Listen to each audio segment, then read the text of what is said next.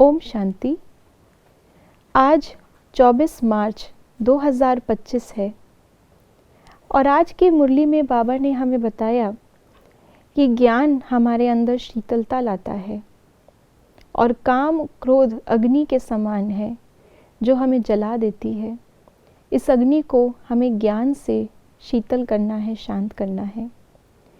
तो आज भी बाबा हमें अव्यक्त इशारों के अंदर ऐसे ही क्रोध अग्नि के बारे में बता रहे हैं और कैसे उस अग्नि को हम शांत करें, उसकी युक्ति भी इशारों से दे रहे हैं। तो आइए जानते हैं आज के बाबा के अव्यक्त इशारे। जो प्योरिटी की पर्सनालिटी से संपन्न रॉयल आत्माएं हैं, उन्हें सभ्यता की देवी कहा जाता है।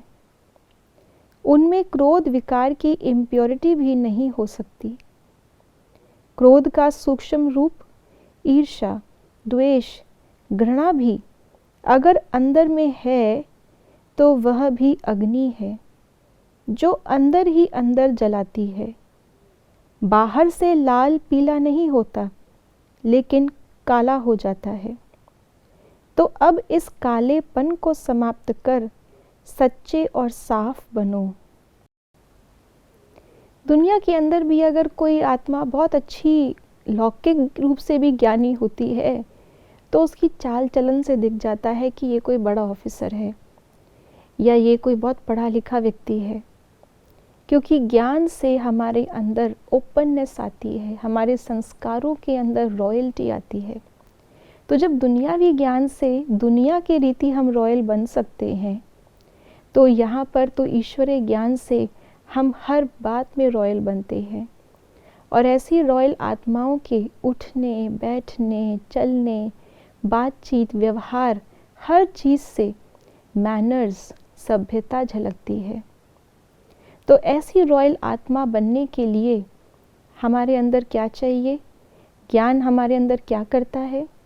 ज्ञान हमारे अंदर से जो भी चीज़ें ज्ञान के विपरीत हैं उनकी सफाई करता है।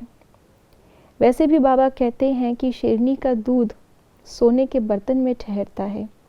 तो ज्ञान पहले हमारी बुद्धि को सोने का बर्तन बनाता है, अर्थात प्योर बनाता है, फिर उसमें ठहरता है, अर्थात धारण होता है। और जब धारण होता है तब हम आत्माएं रॉयल बनती हैं और रॉयल आत्माएं ही सभ्यता की देवी अर्थात देवी देवता बन सकते हैं, जिनके अंदर संपूर्ण सभ्यता है, जिनको मर्यादा पुरुषोत्तम कहा जाता है।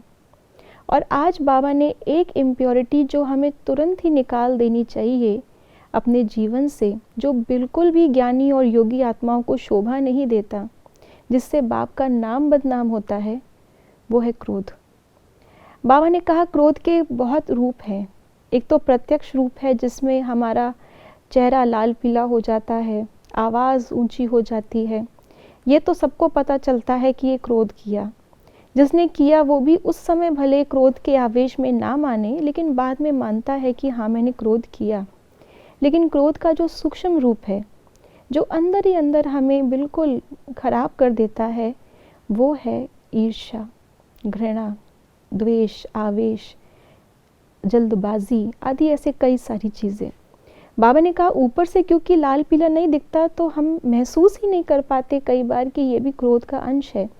और अंदर ही अंदर ईर्ष्या, घृणा क्या करती है? हमें काला कर देती है।